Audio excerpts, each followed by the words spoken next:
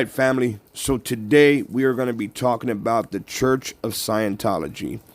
We're going to talk about the strange mysteries that surrounds this church and the strange disappearances of multiple members from this church, including Shelley Miscavige, and now they're having a hard time locating the one and only David Miscavige as well.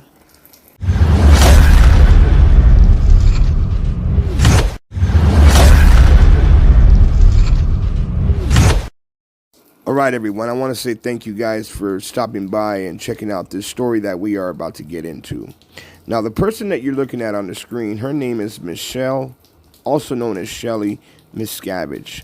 She was considered to be the first lady of Scientology, and she's the wife of David Miscavige, the religion's leader.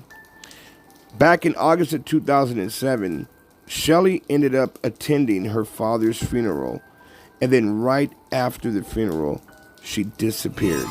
Now, I'm pretty sure some of you guys know this already. There's multiple rumors out there about her disappearance.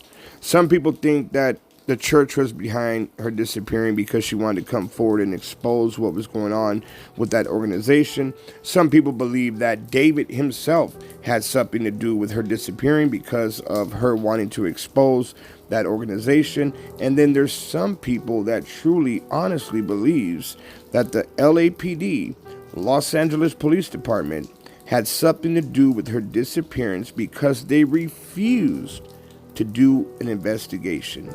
As a matter of fact, they stated on record that their investigation was not necessary to look into her disappearance, and that is very strange. January 18th of 1961 is the day Shelley was born, and according to witnesses and statements and documents, her parents ended up handing her over to the founder of Scientology, L. Ron Hubbard. Now, anyone who knows about Scientology, you guys should know that your children will be handed over to the care of that church. From age 12 and up, Shelley was actually on the ship called the Apollo, which is also known as the Sea Org. Now, every parent out there that has handed their child over to Scientology, this is where your child goes. They go to something that's called the Sea Org. That way they can start the brainwashing and growing that child up how they want them to grow up. And let me tell you guys something. They pretty much grow up to not be able to think for themselves. They have what's called a 1,000-mile stare. They're just really shut off from the world. Now, Shelley spent most of her time and most of her childhood on Hubbard's ship, the Apollo. Starting at age 12, she ended up working with the subset of Hubbard's Sea Org membership called the Commodore's Messengers Organization. She and other teenage girls would help take care of Hubbard, the Commodore himself. Most of Shelley's shipmates, they remember her as being the sweet and innocent little thing thrown into chaos. Others recall that she never quite fit in with any of the other girls. She was basically a loner. Shelley was not the one to step out of line, said Janice Grady, who's a former Scientologist who knew Shelley in childhood. She told the Daily Mail she was always kind of in the background. She was very loyal to Hubbard, but she was not one that you can say, take this project and run with it, because she wasn't experienced enough or had enough street smarts about her to make her own decisions. Now, regardless of her abilities, Shelley soon found a partner who believed in Scientology as much as she did. That would be the passionate David Miscavige, who eventually she married in 1982. But as David rose in power, eventually becoming the leader of this organization, Shelley started finding herself in constant danger. According to former Scientology members, she would often express herself about those dangers. By the 1980s, Shelley Miscavige, her loyalty to Scientology seemed unshakable. When her mother died of suicide, which some people doubt it was suicide, after joining a Scientology splinter group that her husband absolutely despised, David Miscavige allegedly said Well, good riddance to that bitch. Meanwhile, after her husband rose to the tip top of the organization, upon the death of L. Ron Hubbard in 1986, David became the Scientology leader with Shelley at his side. As Scientology's first lady, Shelley Miscavige took on many duties. She worked with her husband, completing different tasks for him, helping to dull his temper when he raged at other members. According to the Vanity Fair, she even led the project to find a new wife for Tom Cruise in 2004. Cruise's attorney denies that any such project ever took place. However, some say that David and Shelley Miscavige had a very odd, affectionless marriage. Former Scientology members told Vanity Fair, including the Daily Mail, that they never saw the couple kiss or hug, and in 2006 they claimed Miscavige faithfully crossed her husband for the last time. According to former Scientology insiders, Shelley started working on a project in late 2006 that would prove her undoing. She restructured the Sea Org organization board, which many had failed to revise to David's satisfaction. After that, the First Lady of Scientology seemed to suffer an alarming fall from grace.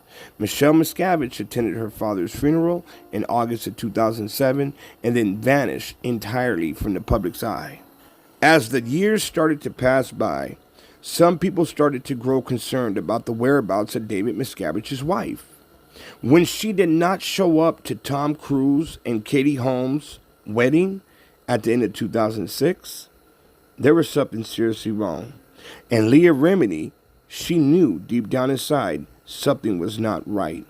So while the wedding was going on, Leah Remini decided to stand up and ask the question out loud, "Where is Shelley?" No one knew the answer. Several media outlets, however, have speculated that Shelley Miscavige is being held at a secretive Scientology compound called Twin Peaks. There she may be undergoing investigations, which include confessions, repentance, and submission. She may be held there at her husband's command, or she may have chosen to stay.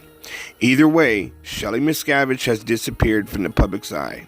And some former members like Leah, who left Scientology in 2013, are determined to find out what exactly happened to her. According to People's Magazine, Remini filed a missing persons report on Shelley's behalf shortly after she left Scientology in July 2013. But Los Angeles Police Department Detective Gus Villanueva told reporters the LAPD has classified the report as unfounded, indicating that Shelley is not missing.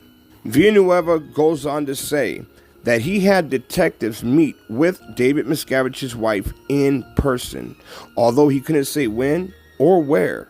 But even if police have met with Shelley, some former members say that she would not have been able to speak in her own defense.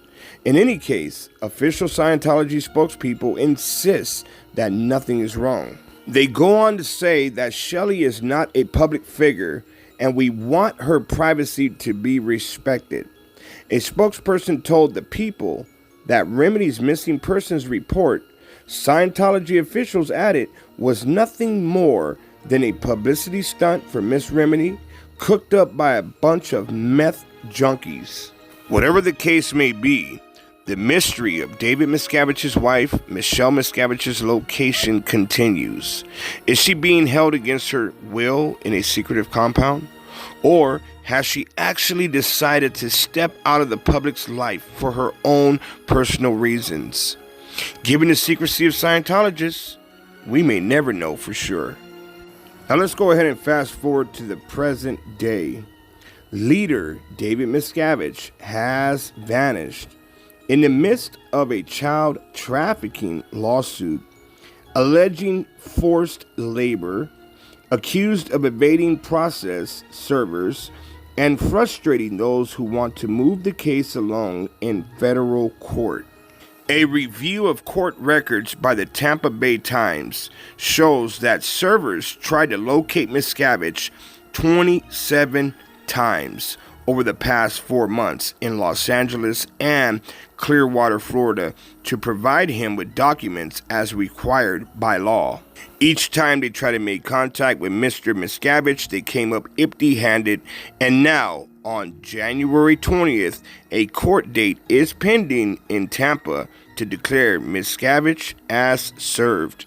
David Miscavige cannot be permitted to continue his gamemanship, said plaintiff attorney Neil Glazer in a December 13th motion requesting the hearing. Glazer is claiming that Miscavige has engaged in intentional concealment of his location and invasion of service. The lawsuit filed by former Scientology members Gwawin Baxter, his wife Laura, and Valeska Paris alleged that they were forced to work on church-owned ships as children and signed a 1 billion-year service contract with little or no pay. The trio claimed they were abused, separated from society, and indoctrinated into the church with little hope of escape. Paris claimed she was repeatedly sexually assaulted and once locked in the ship's engine room for 48 hours as punishment when her mother fled the church.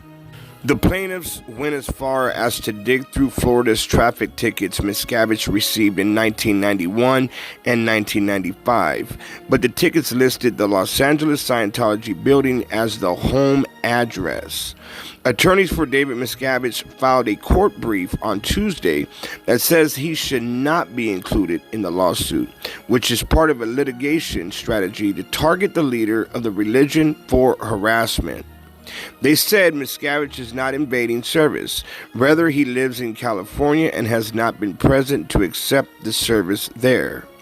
U.S. Magistrate Judge Julie Sneed has also assisted in the matter, directing the Florida Secretary of State to issue a summons. This went out to 10 different Scientology addresses in California and Clearwater, but none of the envelopes were accepted with a signed receipt. All right, family, so that's going to be it with this one. If you guys enjoyed this format of the video, more of a storytelling type of way, please let me know down there in the comment section. That way I could start working on more of these storytelling videos like this one here. While you're at it, treat that like button like a crack addict. Go ahead and click it a few times. That way we can get these videos back into rotation.